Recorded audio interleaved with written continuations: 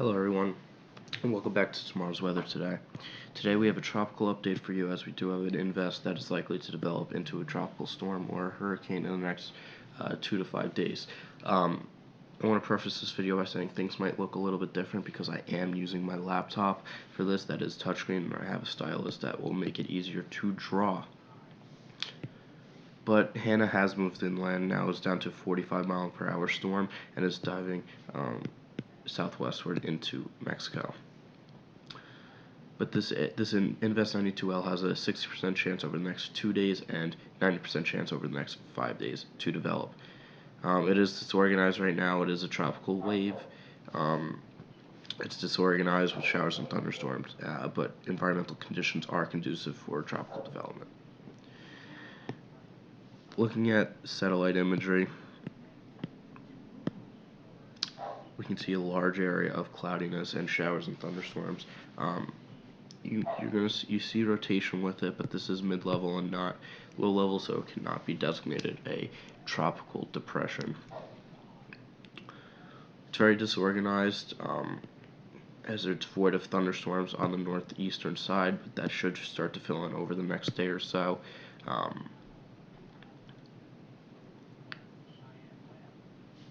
There's this little vortex right here, mesoscale vortex right there, that's coming off from this thunderstorm complex. But this should start to consolidate. And if we go over to water vapor, we can see a lot of dry air out in front and to the north of it. But since this is a much larger system, this should be able to fight it off, unlike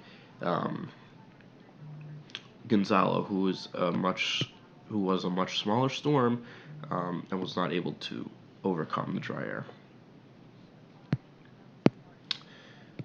Looking at tracks, we can see that there's a general consensus that it's going to be moving to the north of the Leeward and Windward Islands, possibly making a landfall at Puerto Rico and Hispaniola, and moving into the western Atlantic, into the Bahamas. We talked about with Gonzalo, who was more to the south,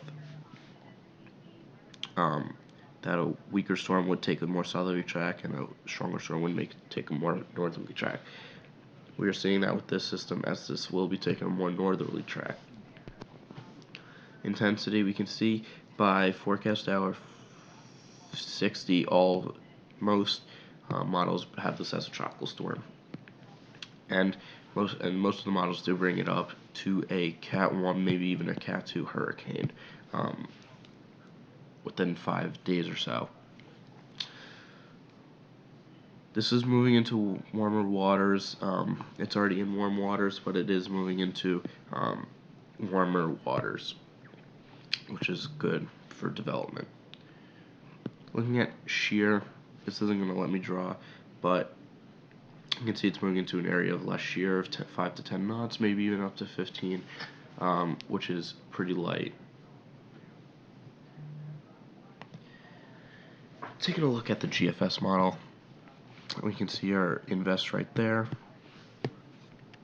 and moving along. By forecast hour 72, we have a bona fide tropical storm.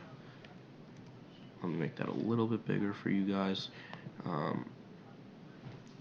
have a bona fide tropical storm at forecast hour 72, but now you can't see the forecast hour, so let me make that smaller again.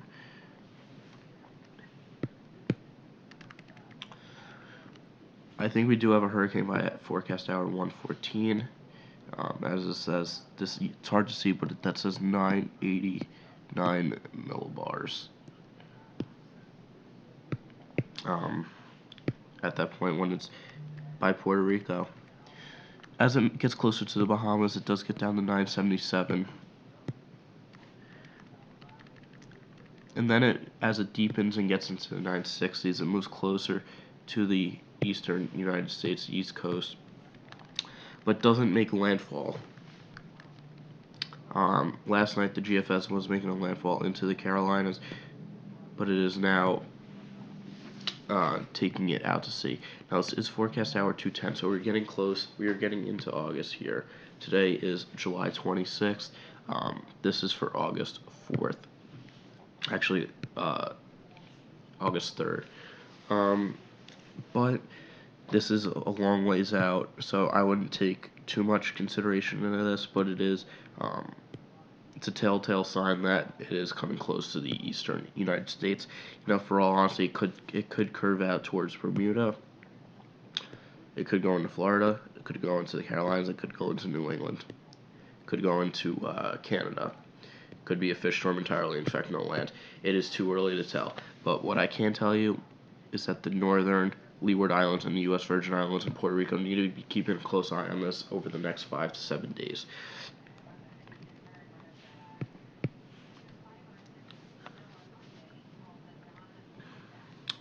Looking at the 200 millibar winds, you can see there's very light winds in front of it,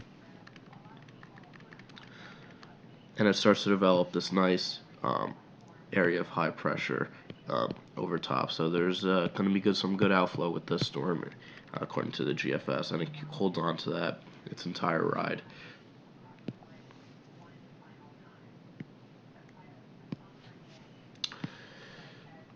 So here on 500 millibar heights, we can see right there's our storm, our invest, and what's driving it is this area of high pressure, which will be driving it westward. Um, we can see this break in the ridge right here. So here's one ridge, here's another ridge right here. This break with this trough right here is going to help drag this away from the United States. If this ridge connected, this would be driving it into the United States. Like I said, don't take this so literally, as this is far out. And then you can see this trough right here. I'm just trying to teach you here on why this run is not having it go into the United States and just curving out to sea. This trough right here, it's weak, but it is strong enough to pick it up. But it is bringing it out to sea. There's still going to be some impacts according to this run of the GFS, but it is something interesting to watch. Yeah, this is definitely something to keep an eye on. Let's go over to the European and see how this is saying. So this is right now. We can see our area of spin right here. So keep an eye on that. So the European actually has this on a more southerly track, as it is a little bit weaker, going into the northern Leeward Islands and then making it over to, let's see, does it impact? So interestingly enough, the European used to be the most bullish on the system, bringing it into the western Atlantic. But as you can see with this run, it brings it over Hispaniola. And what do we know about Hispaniola? Very mountainous terrains. This would absolutely destroy the system. And as you can see, it does on the European, and the system is right here circled as an open wave, as a trough. So that is also a possibility too, as this could take, if it's weaker, it could take a more southerly track over to Hispaniola and get destroyed. Could take a more northerly track if it's stronger, and develop into a big hurricane. So all possibilities are there that this could either be destroyed by the mountainous terrain of Hispaniola, or it could be uninterrupted and move into the western Atlantic. Very interesting to say, very interesting. But that is it for today's video. Thank you all for watching. Please make sure to like and subscribe and turn on those post notifications so you never miss a new video. And I will see you all tomorrow.